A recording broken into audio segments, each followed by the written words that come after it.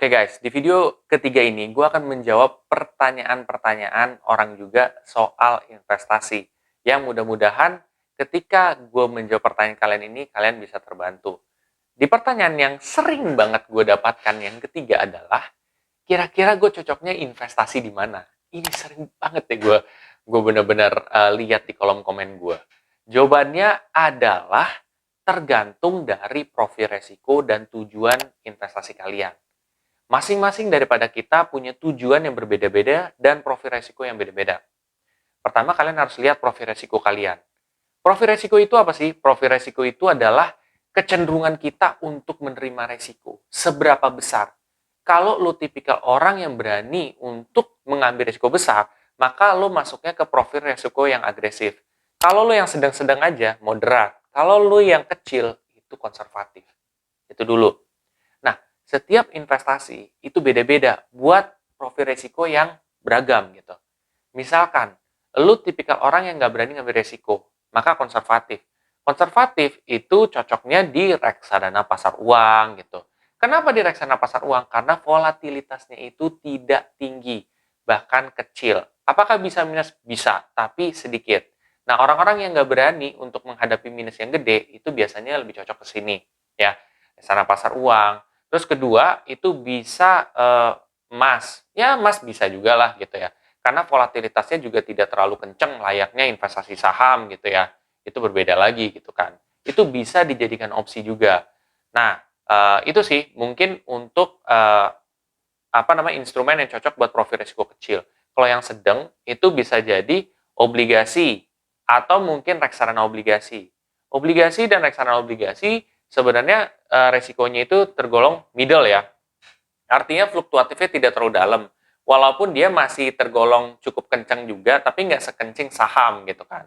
Nah, orang-orang yang berani mengambil risiko yang sedang ini gitu, ya mendingan ke sini gitu, instrumennya di obligasi, reksadana obligasi, atau mungkin kalian bisa mengambil instrumen lain lagi nih, yang kisarannya itu tidak terlalu beresiko, turunnya pun tidak terlalu dalam gitu ya.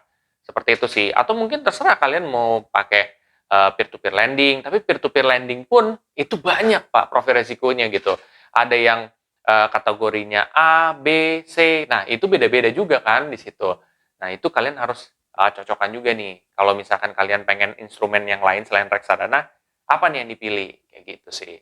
Itu yang kedua ya.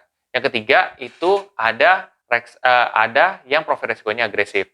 Kalau yang agresif itu bisa saham, bisa reksadana saham, bisa cryptocurrency, ya, bisa apa lagi tuh, binary option gitu kan, itu terserah kalian gitu. Kalau misalkan saham, karena memang fluktuatifnya tinggi banget. Buat orang yang nggak berani ngambil risiko gede, waduh, ini nggak disaranin banget sih gitu. Jadi ini buat orang-orang yang, wah gue nggak apa-apa lah kalau misalkan gue duitnya kurang banyak nggak masalah gitu kan, itu untuk sementara. Jadi udah siap gitu loh mentalnya. Itu mendingan ke situ gitu. Ke reksadana saham juga seperti itu. Walaupun penurunannya tidak se ekstrim saham, tapi itu dia juga cukup dalam guys gitu. Cuman yang bedanya saham dengan reksadana saham adalah reksadana saham itu dia udah diversifikasi. Kalau saham itu ya lu beli satu saham BBCA, BBCA. Kalau reksadana saham itu isinya bisa banyak. Lu bisa lihat di top holdings gitu kan. Terus cryptocurrency. Cryptocurrency resikonya gede banget. Dia turunnya bisa sampai 50%, bahkan lebih. Tapi naiknya juga bisa tinggi banget gitu kan. Bahkan lebih tinggi dari saham. Tapi ya itu dia, lo yang penting harus bisa menerima risiko dulu sebelum lo mau mendapatkan keuntungan. Karena biasanya orang tuh sebaliknya. Harusnya kalian tuh balance antara dua tersebut. Gitu sih, itu mungkin kalau dari profil resiko. Kalau dari tujuan investasi kita beda-beda. Ada yang misalkan, oh gue tujuannya nih untuk beli rumah. Ya udah, lo ambil reksadana saham. Kenapa? Karena rumah rata-rata misalkan 5 tahun atau 10 tahun. Nah, kalau 5 tahun, 10 tahun, biasanya itu saham dan reksadana saham itu emang bagusnya tuh. Atau cryptocurrency juga nggak masalah gitu kan. Itu bisa kalian ambil.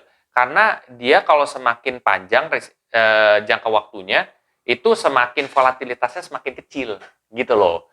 Nah, itu untuk yang kalau jangka panjang. Kalau misalkan kalian punya jangka waktu di bawah dari 1 tahun, lo bisa pakai reksadana pasar uang gitu kan, 2 tahun reksadana pasar uang.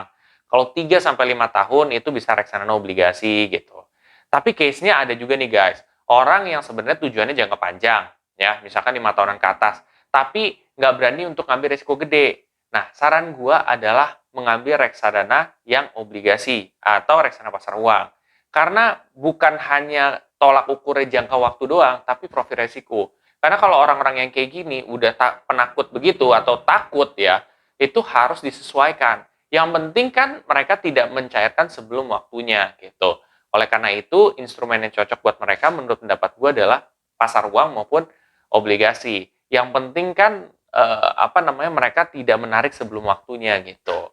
Kalau misalkan tiba-tiba taruh di reksadana saham mereka nggak siap dengan penurunannya, sama aja gitu. Jadi itu merupakan dua faktor yang mesti kalian consider dulu nih.